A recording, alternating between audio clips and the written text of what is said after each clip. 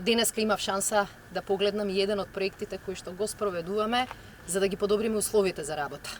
После долги години успеваме да решиме еден проблем во касарната Штипа, тоа е проблемот со водоснабдување.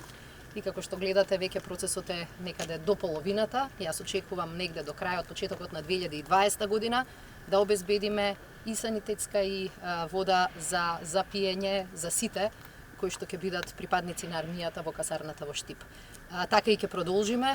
Во работа се повеќе од 20 инфраструктурни проекти. Следната година очекуваме дури и посериозни објекти, каде што ќе реновираме целосни згради од касарните низ цела држава. Ова покажува дека и ние како министерство сме дел од владината програма да градиме по план.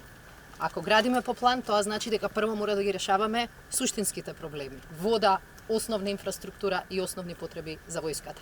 Така ќе продолжиме и понатаму, бидејќи членството во НАТО го гледаме и како поголема одговорност на сите нас за армијата.